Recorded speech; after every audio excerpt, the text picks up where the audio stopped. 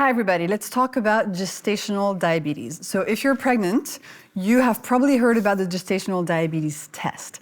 This test is called the OGTT, the oral glucose tolerance test, and it measures essentially your glucose spike after eating a drink with 50 grams of glucose or 100 grams of glucose.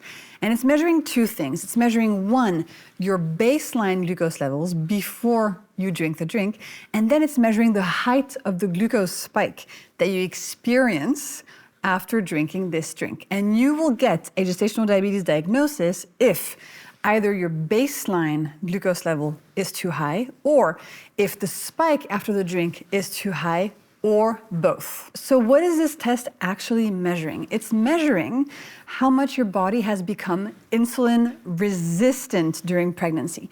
Now, some insulin resistance is normal and it happens to every single pregnant person, meaning that your body is less responsive to this fantastic hormone called insulin, whose job it is to grab glucose floating around in your bloodstream and to put it away into your liver, into your muscle, and into your fat cells. So we all become a bit more resistant during pregnancy, meaning that insulin doesn't do its job quite as well as it used to. And scientists believe that this happens naturally in order to give more glucose to our baby through the placenta by keeping more of the glucose in our bloodstream. However, if this goes too far, if you have too much insulin resistance, if your glucose levels stay too high, then you get what's called gestational diabetes. Now, here's something very important about gestational diabetes that I want you to know. We used to believe that gestational diabetes just happened randomly to some women and not to others. But recent science is showing us that if you get a gestational diabetes diagnosis, it is quite likely that you actually already had a glucose and an insulin issue before your pregnancy, but that it wasn't detected until this test. Basically, in a lot of cases, pregnancy exacerbated insulin resistance that was already there. So in that sense, gestational diabetes is not random. It could actually be more prevalent in people who already had an issue beforehand. They just didn't know it. For example, there's a study done on 700 women called Continuous Glucose Monitoring Profiles in Pregnancies with and Without Gestational Diabetes. And this study shows something amazing. By putting a glucose monitor on pregnant women in the first trimester of pregnancy, they were able to pretty accurately predict who was going to get the gestational diabetes diagnosis, which is usually done between 24 and 28 weeks of pregnancy. They saw that in the first trimester, the frequency and the height of the glucose spikes of these women was a strong predictor of whether or not they were going to get the diagnosis. So this shows us that signs of gestational diabetes can be there already in the first trimester when insulin resistance from pregnancy has not really increased that much, showing you that it's likely because there was an issue beforehand. Now, okay, you might be like, okay, that doesn't help me. What do I do about it? It's a great question. So the great thing about gestational diabetes is that it is linked to what you are eating. So in order to reduce its severity, in order to reduce your need for medication, you can take action through your diet. And in my new book, 9 Months That Count Forever, I talk about all of the tips and all of the science about what to do if you have this diagnosis. But I want to give you the overview here. So one of the main principles that you will hear if you have gestational diabetes is that you will reduce your sugar and your carb intake. This will lower your fasting glucose levels and also reduce your need for getting medication. There's a study called Can a Low Glycemic Index Diet Reduce the Need for Insulin in Gestational Diabetes? The conclusion, yes, using a low glycemic diet, meaning a diet that doesn't cause too many glucose spikes, for women with gestational diabetes, effectively cut in half the number of women needing to use insulin with no compromise or impact on their baby. So if you have gestational diabetes, you'll probably hear reduce your sugar intake, reduce your glucose spikes. And this is where my hacks are very helpful. And I have them all in my book. My hacks will teach you how to reduce the glucose spikes of the food that you eat while still eating some of the carbs and some of the sugars that you love. But a good first tip, switch from having a sweet breakfast full of, let's say, fruit juice and some toast and some jam or some granola or some muesli or some fruit smoothie to something that is based around protein, like an omelette, for example. That will do wonders for your glucose levels. Now, if you can, and this is something that I did throughout all of my pregnancy, I asked my doctor to check my fasting glucose levels every single month during my pregnancy. So you could also ask him or her to check your fasting glucose levels early on in your pregnancy to start to see if you can detect anything or maybe get some early information on how your glucose levels are doing, which could be very helpful to see where you stand. But one of the issues that we have today with the gestational diabetes test is that it's done basically almost in the 3rd trimester. And at this point, it's kind of too late. You've already been spending a lot of time with potential glucose spikes and things that you didn't know about that could be affecting your outcomes and your baby's outcomes. So it would be wonderful if things could change and we could detect gestational diabetes a bit earlier so that all these mothers could get information about what to do earlier on. However, if you do get this diagnosis, please keep in mind that it's not your fault. Decades of misleading marketing messages around food have made us really confused about what's healthy and what's not healthy. So today you might be eating a dried apricot or a dried mango, some granola and fruit smoothies, thinking they're good for you because food marketing has told you so, when actually they cause glucose spikes without you even knowing it. So my book and my hacks are a great place to start, to cut through all the noise and get back to the biochemistry of it all, to learn about how food actually impacts your glucose levels and easy tips to manage it. Now, one very important thing to note. Even if you don't have gestational diabetes, learning about your glucose levels is very important. Why? Because of the placenta. So what is this wonderful organ that we create when we're pregnant? It is an organ that connects your bloodstream to your baby's bloodstream.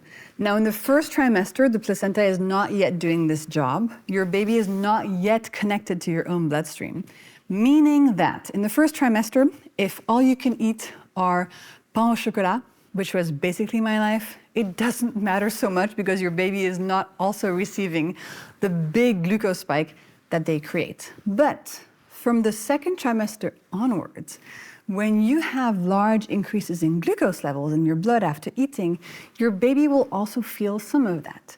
So we are much more connected than we think. The placenta is not this great barrier, this great fortress that is protecting your baby from whatever you're eating, that is filtering out the bad and only keeping in the good. That's not how it works. The placenta trusts that whatever is in your bloodstream also belongs in your baby's bloodstream, so much so that your own glucose levels are tightly correlated to your baby's glucose levels. And there's a really interesting study that was done at Oslo University Hospital in Norway. So here's what the scientists did. They found 179 healthy mothers who were going to have planned C-sections. And during the C-section, they essentially took a sample from the mother's arm just before delivery, and then they also took a sample from the baby's umbilical cord blood just after delivery, which is a harmless way to measure a baby's blood concentration in glucose. And they compared the two. They were like, let's see what the correlation is like. Well, as you can see on this graph, this is the correlation. So you have on the x-axis the glucose levels of the moms during the C-section, and on the y-axis, the glucose levels in the umbilical cord of the babies. As you can see, it's pretty much a perfect correlation. The higher the mother's glucose levels, the higher the baby's glucose levels as well. So when you are nourishing a baby in your womb, remember this: your blood concentration, your blood composition will become your baby's. You are completely connected. What you eat will end up in your bloodstream, and it will also end up in your baby's bloodstream. Because there's this common misconception that your baby will just sort of get what he needs from you and that the placenta will filter things out. It's not the case.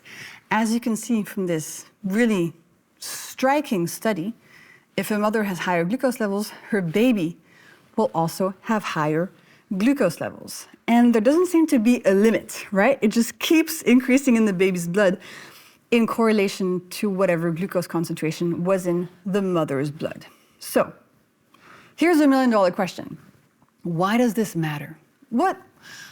Who cares if my baby has high glucose levels? Like, what is the actual consequence on him, on her, right now and for the rest of his life? Well, here's the thing. Having high glucose levels is not something that we want to encourage. Having high glucose levels in your body, but also in your baby's body, leads to consequences. So your baby has this little organ called a pancreas, and as he's developing in your womb, his pancreas is tiny. It's like 4 grams. It's the size of an almond, basically. But the pancreas of your baby, when it receives a large influx of glucose, because you just ate, I don't know, 35,000 cookies, which happens sometimes. Let me tell you, it happens. But when you give your baby this big influx of glucose, because you ate something, it went through your stomach, your digestive system, into your blood, through the placenta, and then into your baby's blood, your baby actually has to respond to this, because high glucose levels are stressful for the body and are not good. So your baby's pancreas, tiny little organ, releases its own insulin. As I explained, insulin puts glucose away into your baby's liver, into your baby's muscles, and into your baby's fat cells. If a baby has too much insulin in the womb, this will lead to more fat on his body. Not better growth, just more fat, as well as more insulin levels at birth. So your baby will be slightly programmed to have sort of a less optimal metabolic health. He will already have higher glucose, higher insulin levels, and a higher propensity to store glucose as fat when he is born. And this seems to be the reason why we see such striking correlations between gestational diabetes and the health of a child and of a teenager. Here are some quite shocking statistics. So for mothers who have gestational diabetes during pregnancy, their kids at ages 2, 5, 10, and 25, essentially measured for many years after they're born, have a higher risk of obesity and of type 2 diabetes. If you look overall at population studies, having gestational diabetes doubles the risk of your baby having child obesity and multiplies by 4 the risk of your baby ever developing type 2 diabetes. And this is not just environmental. This is not just about passing on food habits. Scientists know that 2 siblings who grew up in the exact same environment will have different health outcomes depending on the mother's health status and glucose levels during pregnancy. So it's as if when you're pregnant, if you have high glucose levels, therefore you encourage your baby to have high glucose levels, therefore he has high insulin levels, therefore his body is more or less programmed to be in this mode of having higher glucose levels, more insulin resistance, more risk of fat gain, and therefore longer term, a higher risk of type 2 diabetes as well. When I discovered the science, I honestly was quite shocked. Like, I didn't realize how much what we do during pregnancy and the food that we eat actually sends a strong signal to our baby and can increase or decrease his risk of getting diseases later in life. Now, if you have gestational diabetes, does it mean your kid will get diabetes? Of course not. It doesn't mean he will definitely get it. It just means that the risk is going to be slightly higher. So, in conclusion, what do you do if you have a gestational diabetes diagnosis? Your goal is going to be to get those glucose levels to not spike too high and to stay as healthy and low as possible.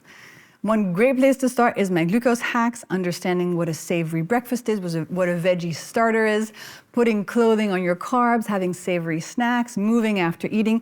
These are all in my book, 9 Months That Count Forever. And also in 9 Months That Count Forever, I explain to you how everything you do during pregnancy and everything you eat during pregnancy can have an awesome impact on your baby's lifelong health. We just need to know about this science. And of course, bring the science to your doctor, develop a plan together. But in the book, I lay out everything you need to know to be able to manage your diagnosis with a minimal amount of impact on your own glucose levels and on your baby's glucose levels, which is going to be helpful for him for life.